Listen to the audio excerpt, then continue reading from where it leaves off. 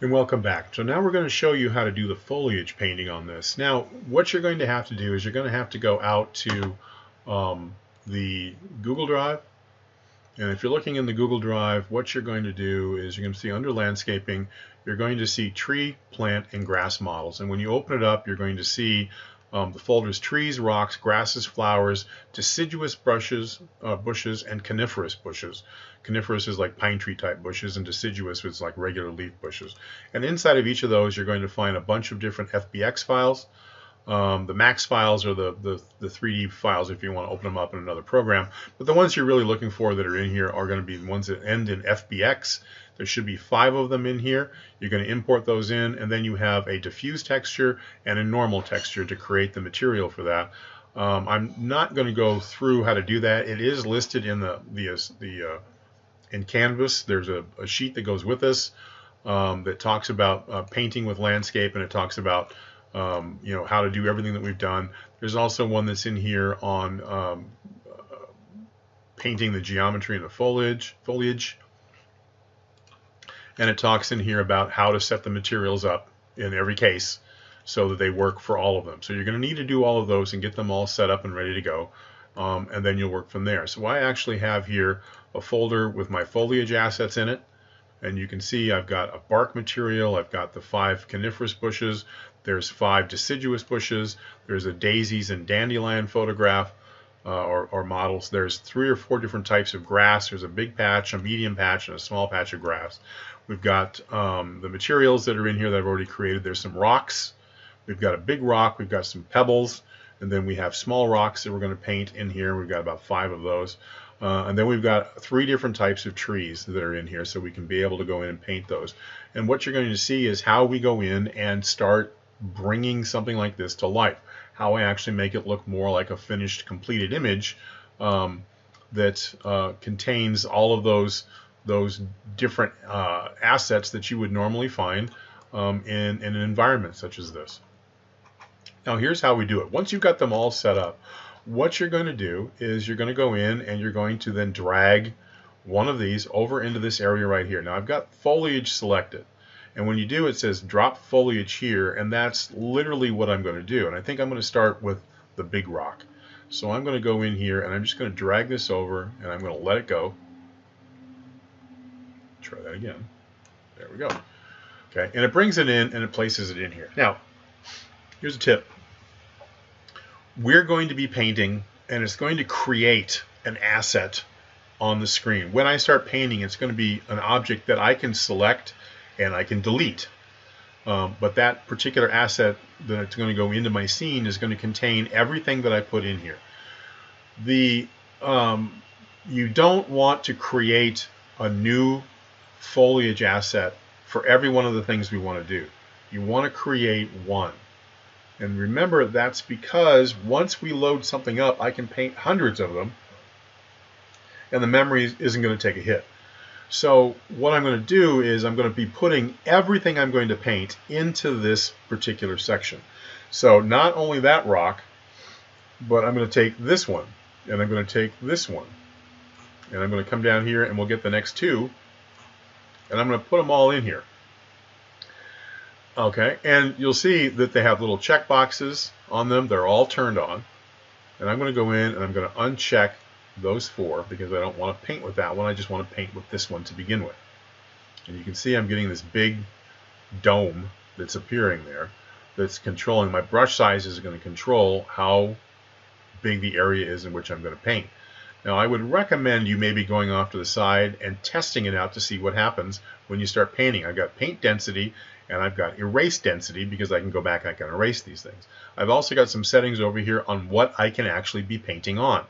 Now in this particular case there is no BSP there, so I'm going to uncheck that. I'm going to be painting on my landscape. But let's say I had a house here and I was painting rocks around. I don't want to paint rocks on the side of the house. So I can uncheck static mesh and it won't paint anything on a static mesh. Or anything that is translucent, because you're dealing with opacity. Maybe you've got objects that have a translucent material on here. Then what you can do, like one of my materials has a slight translucency to it. I don't want to paint on that. I can go in and turn that off so it won't paint on anything translucent. But I recommend usually going over to the side and left clicking and seeing what happens. And you can see I've just added in 5 of these big giant rocks. Okay, that's probably not what I want, so let me Control Z that. And we'll go back and we'll take down the size of that brush, maybe down to something about like this, and we'll paint, and I get a single rock. All right, so that's kind of what I'm looking for, is a single rock, and every time I click I'm going to get a single rock. But they all kind of look the same. So let's see if we can't fix that a little bit, and let's see if we can't control a little bit better how those things go down. So when I select this guy over here, I have a section underneath it that appears, and this is where we get to go in and have some fun with it. Okay. First of all, it shows me the model and it shows me the texture on it. Okay. Then I have a section called Painting, and this has to do not with the painting of the texture, but the painting of the rocks on my terrain. The density, the lower the density, the less rocks you're going to get. In this particular case, that's what I'm dealing with. Now, when my brush was really big, I got a bunch of them. That's because of this density. So they sort of work in harmony together. The larger the brush, instead of painting one rock every time you move the brush, you can go in and you can change your density. So you paint 5 or 10 or 15, depending upon the size of that. It allows you to cover a larger area of terrain with more objects, which really isn't what you want to do anyway. I think you really want to be very specific with what you're painting. So unless I'm painting a forest and I want a whole bunch of trees down, and you'll see when I paint trees up here, I'm going to want a lot of them up around the ridge, then I'm going to play with the density and it'll put down more trees based upon my brush size. But I'm going to keep this thing fairly small. The radius is how far apart they're going to be, how close they're going to be together. Okay. Then I've got some scaling. I've got uniform scaling. Right now it's set to uniform. I can go in and say, look, I want it to scale on the X and Y, or I want it to scale on the X and Z, or I want it to scale on the Y and Z only, and I can set that. Right now, if I'm looking for random scaling, I'm going to keep it set to be uniform. So we're going to stick with uniform on that. And then my scale X, if I click, that puts down a pretty big rock. I really don't want a rock that big. So what I'm going to do is I'm going to say, look, let's make the minimum 0.35. And then I want, that's a little bit smaller, that's a little closer to what I'm looking for. Okay. What I'm going to do is I'm going to then say, look, I want to stick to a range of maybe 0.35 to 0.5. And what it'll do is it'll now paint down my rocks, and it'll vary the size of them automatically. So that's kind of what I'm looking for when I'm doing this. That'll work pretty well. Then I have placement down over here. The placement has to do with, this first one is Z offset. Now, I really don't know of any instances where I want my rocks floating in the air. But what this will allow me to do is, remember, my Z offset, I may not want all of my rocks to be sitting right on the ground. Maybe I want some of my rocks to come out inside of the ground. So what I can do is I can say my Z offset, maybe make that -0.25, and we'll set this at 0. And what it'll do is it'll take those rocks and it'll randomly stick them in the ground at different levels. I'm going to leave those right now at 0s for that. Align to normal has to do with, the normal is the direction in which the face you are looking at is pointing. So because I've sculpted this terrain, this face right here is kind of pointing out at an angle, to my left. This is the ground, and it's facing up. Mountains up here are facing towards me, so they're going to have a little arrow coming out of it. So what it will do is it'll automatically figure out the angle, and you see how my brush changes. Basically, it's going to paint a rock on the side of that face for me automatically. And that may be what you want, it may not be what you want, but that's what it's doing. You can also align the maximum angle, which means that if you're painting, let's say you're painting trees up the side of the hill and you don't want a tree growing sideways out of that thing, what you can do is you can set it so it'll only paint objects on anything that's at a 90-degree angle, and it won't paint on anything that's at an 80-degree angle. So you can control how you paint things on up there. That, for me, that's really when you're painting large things with a large brush. I usually don't paint any terrains with a large brush. I keep it fairly small and local, so I don't really need to worry too much about that. And you can see you got some ground slope angles and things you can worry about. Also height. You can say, well, I want to paint a forest, but I don't want it to go above a certain height. I'm not painting a terrain that large, so I'm not going to worry about it. Instant settings. we can go in and set it so they cast shadows or don't cast shadows and things like that. So we do have the ability to go in here and to have some fun with some things. Oh, let's closed up there. Also, you can go in and disable vertex color stuff, which we don't really want to worry about. So I think that'll work pretty well for me. It's going to scale it. The Z offset is going to be okay. Ground slope angle, height is going to be okay. That's not really doing anything on that. So I think maybe I'll go in and say, let's take our density down to 50. And I'm going to go down here and I'm going to make these just a little bit smaller. And then I'm going to come over and I'm going to add some rocks to kind of accentuate this area and through here. And I'm not going to go nuts. Okay, I just need a few of them in through here, and probably a few of them up over there.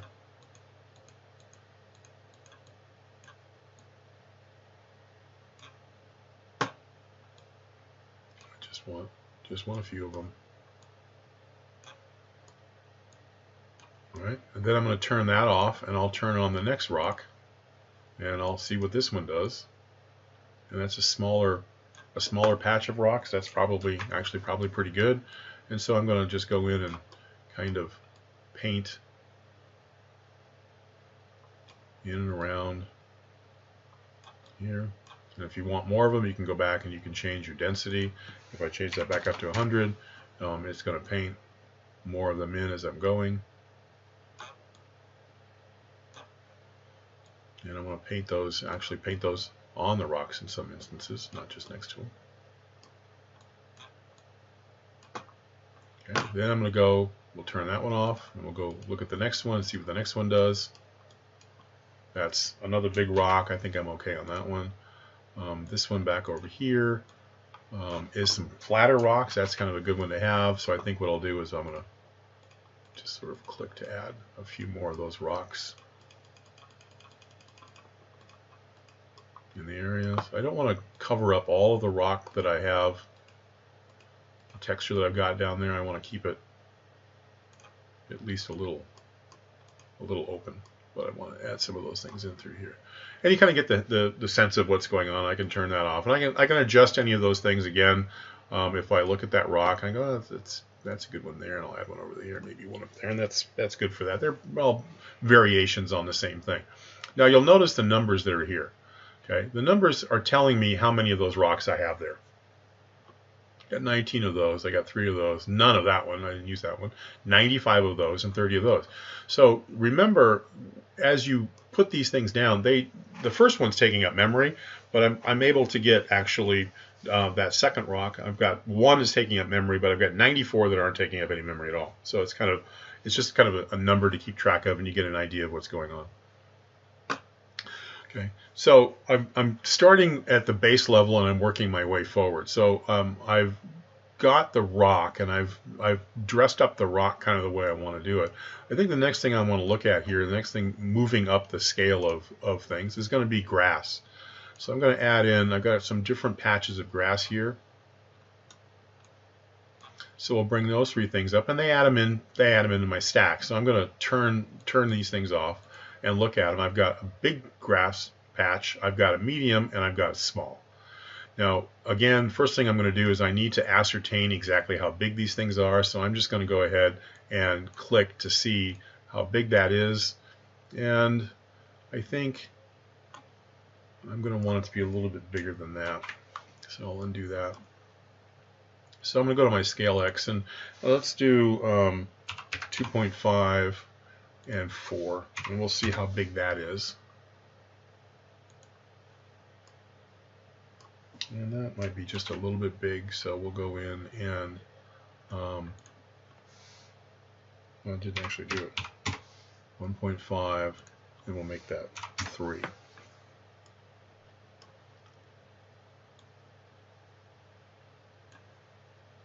And we'll kind of put big patches of grass around.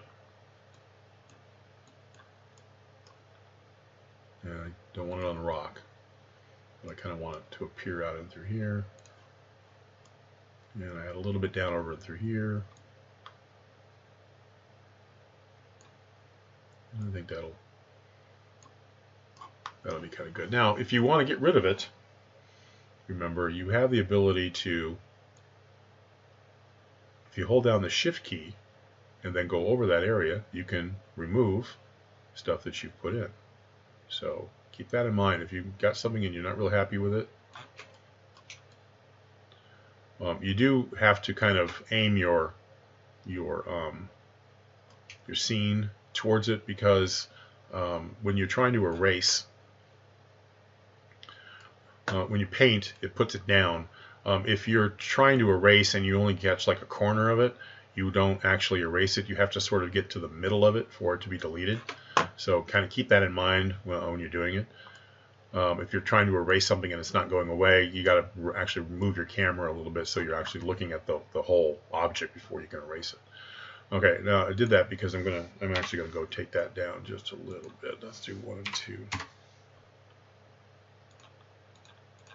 Yeah, because I want to start a little lower and then add things as I. That'll do that. And then I'm going to go and turn that one off, and I've got the next one here. I've got the same sizes. I'm going to make this one about the same. One of the things I like to do is vary. Nothing has exactly the same setting. So I'm painting all my grass in there. Now I did 1.5 and 2 on that one. I'm going to do this one at 1 and 1.5, just because I want different scales on the things that I'm doing. And I'm just going to add a little bit more of this in through here.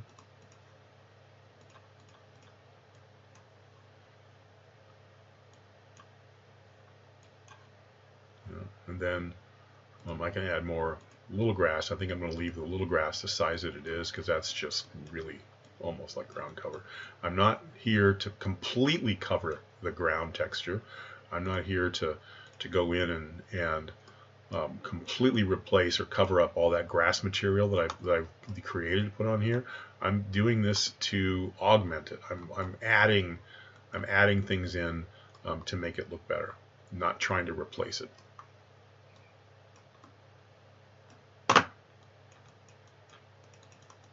And I'm trying to put grass in areas where I have dirt or grass already, because you're going to get a little bit of grass growing out of that. All right, then next level up from that one is going to be my flowers. We'll go back and we'll add some flowers in. So I'll take my daisies and I'll take my dandelions. Okay, and those things are going to grow in and amongst the grass. So I'll click to see how big those things are. That's probably a pretty good size. And again, I don't just some. I don't want a lot. These things are just.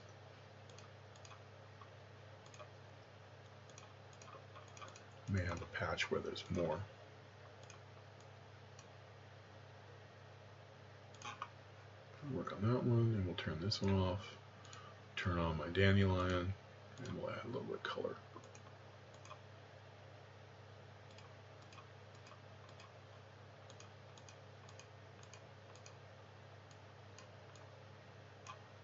Like that. That's pretty good. Okay. Next up, we're going to add some bushes. Now, normally, I don't mix these two sets of bushes together. I'm just going to go with the deciduous bush. So I'm going to add in, I'll just add in 2 of those. So I'm not going to go nuts with this one. Turn off the flower. So I'm going to see what that one looks like. That's too much. So I think what I'm going to do is I'm going to make these a little smaller, 0.5, and we'll make this maybe 0.75.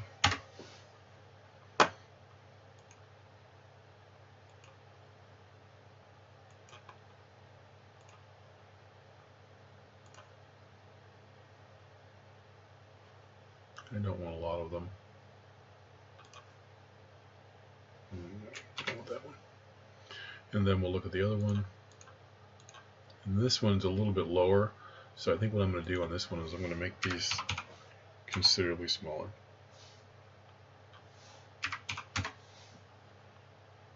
And kind of, they just are going to look a little bit more like little tiny mini shrubs that are growing.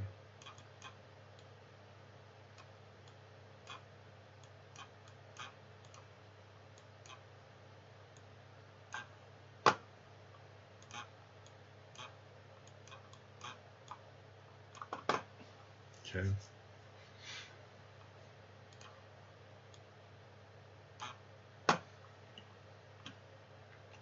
Then the last one I'll do here, just so I've got them, I'll bring in a couple of trees.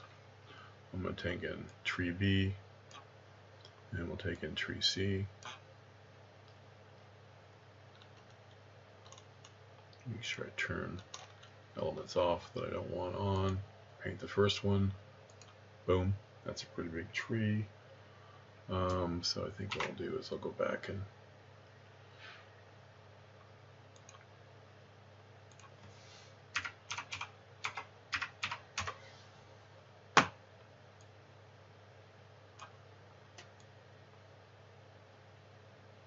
oops.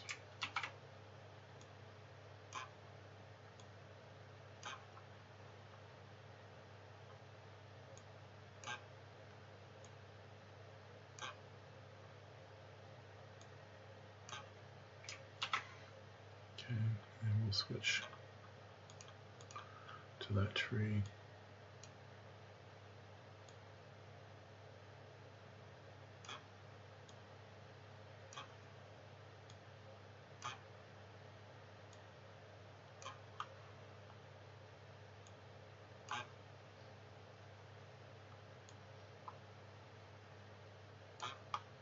Kind of growing down the hill.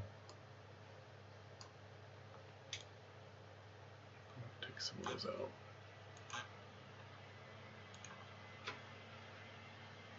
And maybe add a few more bushes up there. You remember that you need to turn things on and off as you're going, otherwise you can paint with multiples if you decided you wanted to go and paint with multiple items. You can just make sure that they're all the ones that you want are checked, and you get a nice variation of color on these things.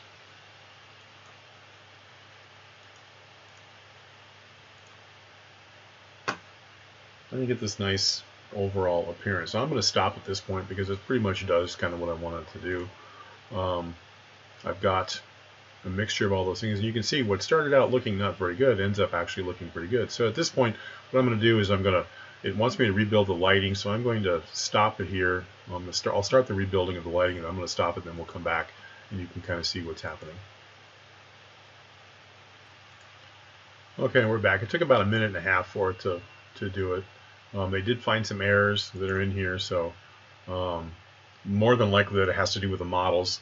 The models may not light accurately, and it does still say up here lighting needs to be rebuilt, but it did say lighting has been redone. So you can kind of see how this looks, and then you get this nice little terrain, a landscape effect. And if you zoom back up and look at it, it's just a little tiny part of the world.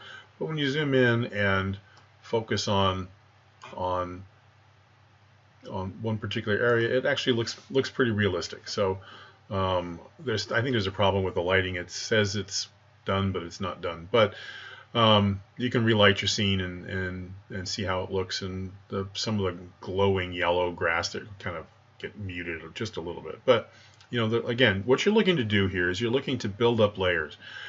No, like I said at the very beginning, none of the three things that we're doing, the landscape or the landscape materials or the foliage painting, is the end all. It's the combination of the three things together is what's going to make your terrain and your landscape come to life. So we start out with a decent model, then we're going to go in and we paint it, and we just put down broad areas of texture. And then we come back and we then add in all of the other elements that we want to have. So we have normal maps, we have some rocks, we've got some trees, some bushes, grass, rocks, trees, sky, everything all comes together, and it looks like a fairly realistic environment. So the next thing we're going to look at after this one is I'm going to come back, I'm going to show you how to use a height map. That's a quick one. It'll only take a few minutes to show you how a height map is used and what you have to be aware of when you're using a height map.